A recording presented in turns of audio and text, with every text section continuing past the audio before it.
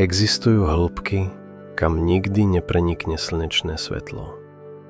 Neexistujú tam východy slnka. Neexistujú súmraky. Samotný pojem deň tam stráca význam. V kilometrových hĺbkach pod hladinou oceánu sa voda stáva ťažkou, takmer viskóznou. Tlak dokáže rozdrviť nepripravenú techniku, teplota sa drží na hranici chladu a priestor okolo pôsobí ako nekonečná čierna prázdnota. A práve tu žije jeden z najzvláštnejších tvorov planéty. Ďasovec Johnsonov. Ak si ho predstavíme bez kontextu, opis bude znieť takmer fantasticky. Malé telo, no neúmerne veľká hlava. Obrovské ústa, schopné roztvoriť sa širšie než samotné telo. Dlhé, tenké, zakrivené zuby, ako ihly smerujúce dovnútra. Nie sú určené na žuvanie, slúžia na to, aby korisť už nikdy neunikla. No to hlavné nie sú zuby. Z hornej časti hlavy samice vyrastá tenký výbežok podobný pružnej udici. Na jeho konci sa nachádza svietiaci orgán, drobný zdroj chladného, namodralého svetla. Vo svete, kde neexistuje ani jediný slnečný lúč, sa toto svetlo stáva jedinou hviezdou v celej okolitej priepasti. Toto svetlo nie je odrazené. Vzniká vďaka symbiotickým baktériám, ktoré žijú v špeciálnej komore. Ďasovec dokáže jeho svit regulovať, zosilniť ho alebo oslabiť. Niekedy je sotva viditeľný, inokedy jemne pulzuje a priťahuje pozornosť. Predstavte si absolútnu tmu, úplnú, bez obrysov, bez horizontu. A zrazu sa v tejto prázdnote objaví mäkká žiara. Malá ryba alebo kôrovec si ju všimne. V hĺbke je svetlo vzácnosťou a teda môže znamenať potravu alebo iný živý organizmus. Korisť sa približuje. Ďasovec sa takmer nehýbe. Jeho telo akoby splývalo s vodou. Neprenasleduje korisť, šetrí energiu. V takýchto hĺbkach je potrava zriedkavá a každý výpad musí byť presný. A keď sa vzdialenosť skráti na niekoľko centimetrov, nastane okamih. Prudký pohyb vpred. Ústa sa roztvoria, zuby sa zovrú. Vďaka osobitej stavbe čelustí môže byť korisť prehltnutá aj vtedy, ak je porovnateľná veľkosťou so samotným predátorom. Všetko sa odohrá v zlomku sekundy a potom opäť nehybnosť. Svetlo ďalej ticho bliká, ako by sa nič nestalo. Lov je však len časťou príbehu.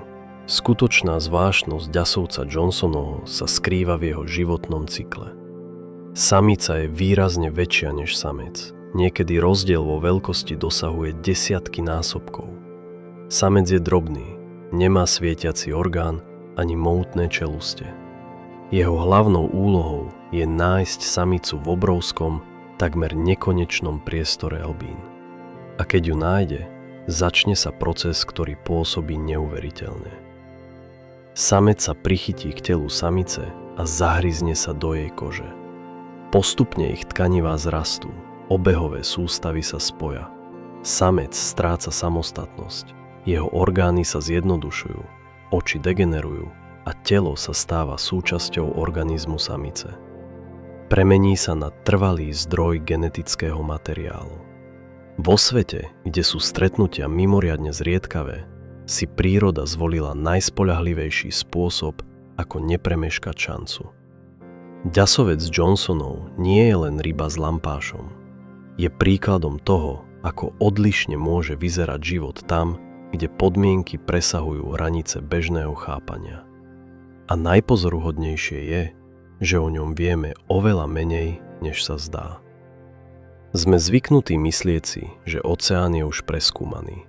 Satelity skenujú povrch, podmorské zariadenia klesajú kilometre do hĺbky, vedci každý rok zaznamenávajú nové druhy. No hĺbky, kde žije ďasovec Johnsonov, zostávajú jednou z najmenej preskúmaných oblastí planéty. Väčšina pozorovaní tohto druhu vznikla náhodne, prostredníctvom kamier hlbokomorských zariadení alebo pri vytiahnutí sietí. Do objektívu sa dostane len zriedka.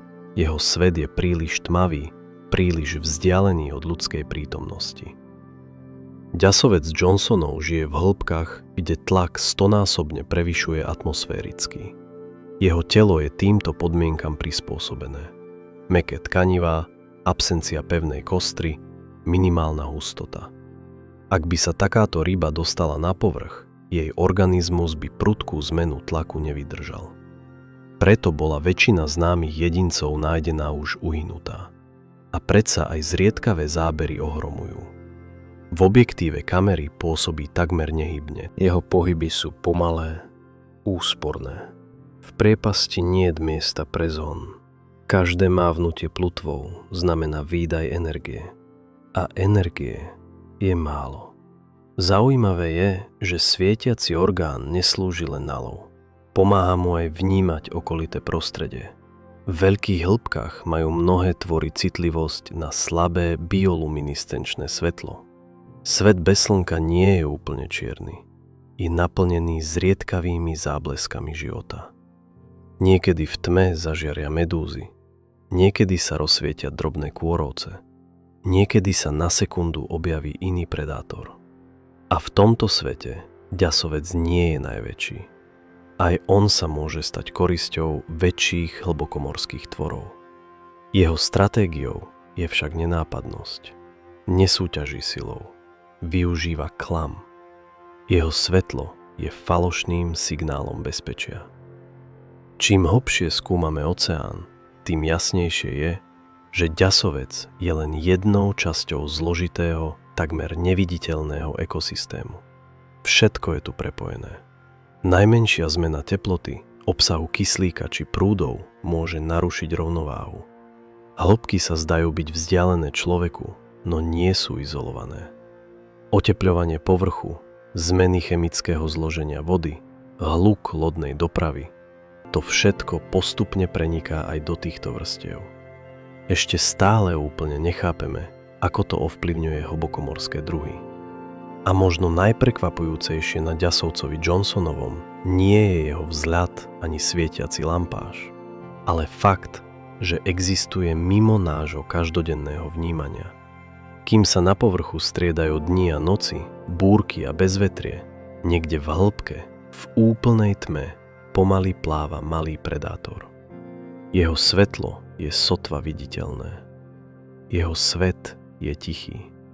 Jeho život prebieha bez svedkov.